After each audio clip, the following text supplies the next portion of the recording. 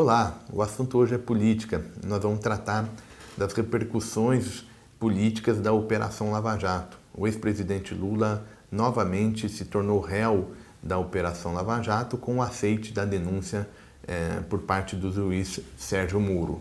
A gente ainda vai ter um processo jurídico a se desdobrar, mas de todo modo o universo político já sente bastante esse novo status do ex-presidente. Dada o simbolismo da figura do ex-presidente Lula, isso vai ser repercutido seja no Congresso Nacional, seja junto à opinião pública. Como política e economia cada vez mais andam lado a lado, as repercussões e o destino do ex-presidente Lula vai ser central para o entendimento, não só para o cenário mais de curto e médio prazo, mas também pensando num cenário mais de longo prazo. E a gente começa com as repercussões de curto e médio prazo. E aí eu estou falando fundamentalmente das eleições de 2018.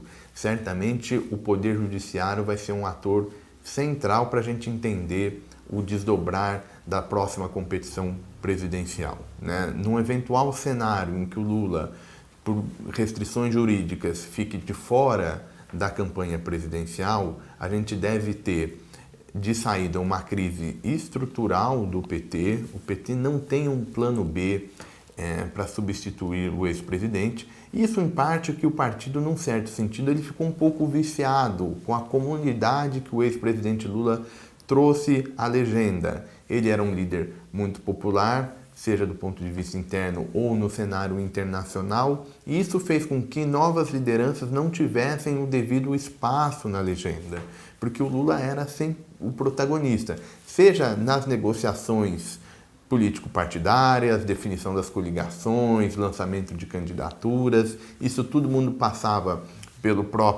pela decisão do Lula. Não é por um acaso que o Lula teve uma participação central na escolha do Fernando Haddad aqui em São Paulo. A própria ex-presidente Dilma também foi objeto de escolha muito mais do Lula do que do PT como instituição.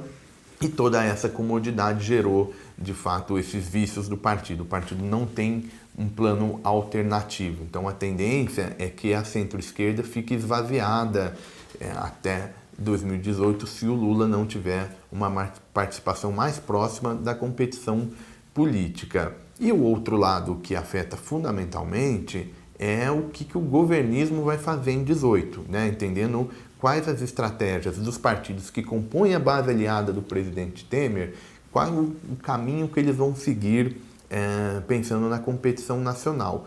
A gente tem, de novo, aquele dilema entre PSDB e PMDB, de quem vai lançar candidato e, na verdade, qual vai ser o candidato. Então, de saída, a ausência do Lula da disputa, ou a potencial ausência, vai gerar uma disputa interna muito significativa dentro do PSDB, porque todo mundo vai perceber que 2018 é um terreno livre, não tem um dono, entre aspas, natural dessa competição. Então, Geraldo Alckmin, José Serra, Aécio Neves, só para a gente citar alguns nomes, vão ter todo o incentivo para trabalhar uma candidatura nacional.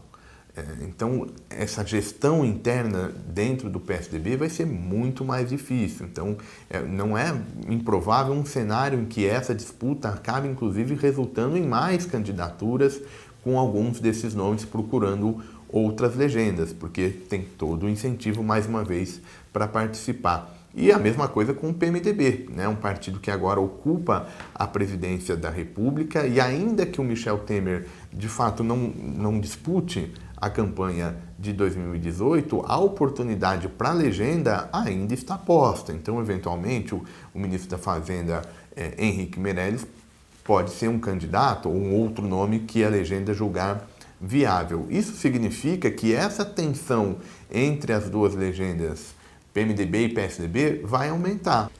Na verdade, a presença do Lula na campanha gerava um incentivo para que a coordenação pré-eleitoral, ou seja, quando o PMDB e PSDB fossem definir os seus candidatos, eles levassem em consideração a presença do Lula. Isso gerava um incentivo para lançar uma candidatura só, para que esse voto não fique rachado e aí contribuindo até para uma força eleitoral maior do PT. Esse quadro se inverte com a saída do Lula potencial, todo mundo vai querer disputar eleição em 2018, então o jogo político vai ficar mais complicado, esse tabuleiro de xadrez mais difícil da gente desvendar.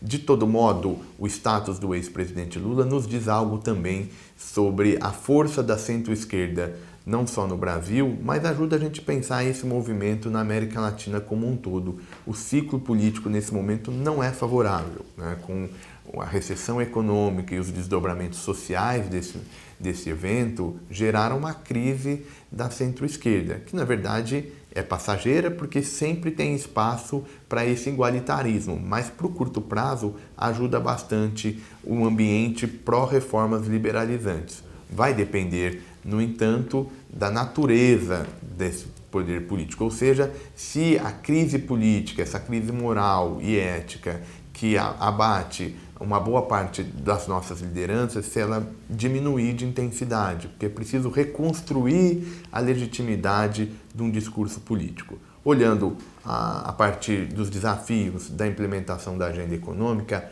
a bola agora está na quadra do PMDB. O Temer tem o desafio de conseguir apoio de uma coalizão ampla de partidos nesse ambiente de tensão política para uma agenda que é complexa, mas necessária para que a gente restabeleça as bases de crescimento econômico. Política e economia estão caminhando sempre, a gente vai acompanhar não só os desdobramentos na figura do ex-presidente Lula, mas todo o ambiente político, e a gente volta numa próxima oportunidade. Um abraço.